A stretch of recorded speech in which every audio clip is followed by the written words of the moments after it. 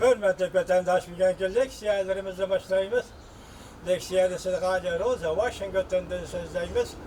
Bugünkü Sağış Kemal 19. yıl 5. ayının 8. günü hepteki çarşamba. Endilikte leksiyana başlaştığın evvel hazır vaziyet doğrusu bir iki kelime gep kılsak. Cungo'nun Mao Veziri Liu He, Cungo Sepet Vekiller Ümmü'nün başlığı Liu He, hazır Washington'a kelidiyken haberlerde söhbet 10. katında söhbetle devamlaştırırken. Neticesi kandak oldu, onu aldığımızı görürüz. İken hazır Amerika tarafından etkan doğru betlerinden habere karaganda Prezident Trump hükümeti bu katım kabadistan yanmaydıgandak türlü hürmetli vatandaş. Vaziyet yani bunun iki kandak özgürlüş oldu, kandak terakkiyatlar bulundu, biz sizlerle devamlılık birlikte bu vaziyetin özgürlüşüne dikkat kılımız. Bugünkü mavzu olanında hürmetli vatandaş. Zomogerlikni yoktaş. Prezident Trump'ın bir görsetmesi Xi Jinping üzengide toq tutup koydu. Yaki Xi Jinping üzengiden düşelmeye kaldı. Mavzula haber 5. ayının 6. gün New York vakt gezisi ilan kılındı. Haber bunda başlar. Amerika Cumhur Soğudu vuruşunun kadem kengiyişi haftanın birinci günü bütün yer şahı tol muamele bazarında davranış payda kıldı. Belki Cumhur'una kıyın tallaşışqa aşırışqa mecburlışı mümkün. Eğer Cumhur iktisadının baş götürüşünü halaydıqallı bolsa, tallı biliş gerek. Tallaş beyti geldi, sen tallı olsan bulunur. Haftanın birinci günü geçe taşqarı dünya Cumhur'un Saudi vekili Liu He'nin nemi iş kılışını bilmekte. Cumhur Taşqı İşler Ministerliğinin bayanatçısı Gönüşüvan muhbirleri kütübeliş yığınında mındak dedi. Cumhur Saudi vekiller ümmigi yanıla Washington'a berişqa tayyorlik qılıvatıdı. Demek kemder bulup kaptı Cumhur, eğir besik bulup kaptı Cumhur. Lekin Gönüşüvan vaqtni aşkara qilishni rad qildi.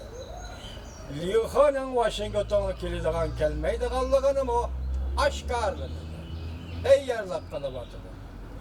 Bu tehditler Cumhur'un reisi, Cumhur'un reisi Jinping eğer mesele elip geldi. Mesela Prezident Trump'ın tamojdabeci koyuşu 25% bu tehdit reisi Jinping eğer mesele elip geldi. Xi Jinping Saudi gelişimi arkalık Cumhur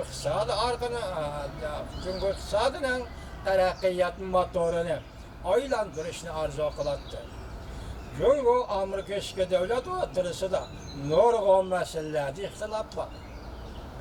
Prezident Trump Twitter'da fikir kaldırıp tehditsizlik şöyle gösterip verdiği ki Amerika bazı yukarı derecelik emeldarla bundan bir işaret vergendek müressel işte kabul kılmaydı. Demek Prezident Trump Beijing'e müressel kılışta kabul kılmaydı. Cumhur iktisadi ötken yıldan başlap asıl aşkı başladı. Prezident Trump ötken yılı Cumhur tuvarlarına hessilep baş koygan. Cumhur sanatçıları ve istimalçılarının şençini devretken. Cumhur iktisadının terakkiyatı tekhamı asıl aşkı başlagan idi ötken yıldan başlap. Cumhur iktisadının asıl gitişi Xi Jinping'in baş koyuşuyla Amerika'nın öç elişini meçeklep koydu.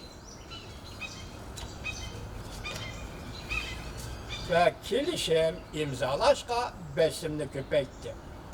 Prezident Trump Twitter'da fikir kaldırıp mundaq agahlandırdı.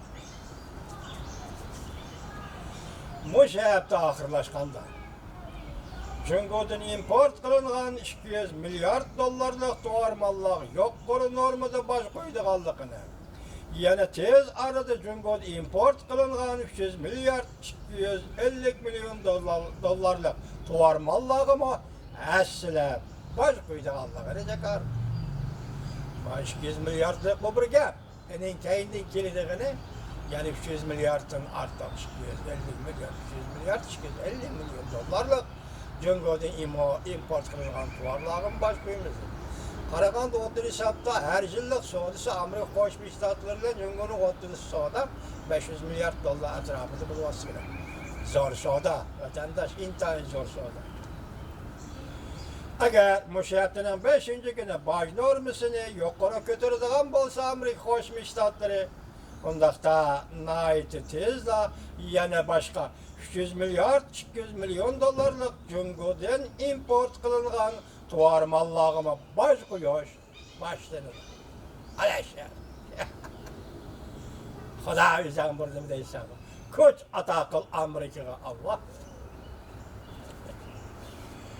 Agar mushatning 5-kuni yuqori normada boj qo'yish boshlanadigan bo'lsa va uning keyingi yana yangi boj qo'yiladigan bo'lsa, eng oxirgi salbiy ta'sir bir necha oy ichida Jungo'da o'tirg'i chiqadi. Shveysariya UBS Jungo iqtisodshunosi Wang Tao bir parcha tadqiqot doklamatida bunday ko'rsatdi. Jungo Amerika o'rtasida umumyuzlik portlagan savdo urushi tufayli kelgusi 12 oy ichida Jungo iqtisodining taraqqiyoti 6% ga yoki taraqqiyot 2% ga tushib qoladi deb ko'rsatdi Wang Tao. Demek sen müşkülünce 12%, 10%, 9%, 6% dep geldim Jungo'luk. Endelikte müşü bir yıl içinde 12 ay içinde Jungo'nun iktisadı 1%, bir de 6% güç. Al terakkiyat. Tögüdü diyen gep bu vatandaş.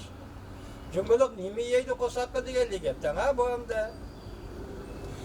Jungo matbuatlarının bu mesele doğrusu timtas bulubilişi Jungo rehberlerinin nazarında boj qo'yish masalasining sazgir masala bo'lib qolganligi masalasi. Savdo suhbatining tuyuqsiz to'sqinlik qo'yishirishi Jungo'ning ichki siyosiy tufaylidan bo'ldi. Bundan xabardor kishilarning aytishicha, Amerika Jungo yuqori darajaliklar savdo suhbatida Beijingda bir masala o'tirg'i chiqdi.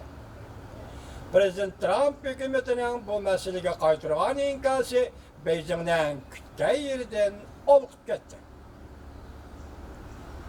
Jungo vakilleri şu vaqtda mundaq dedi.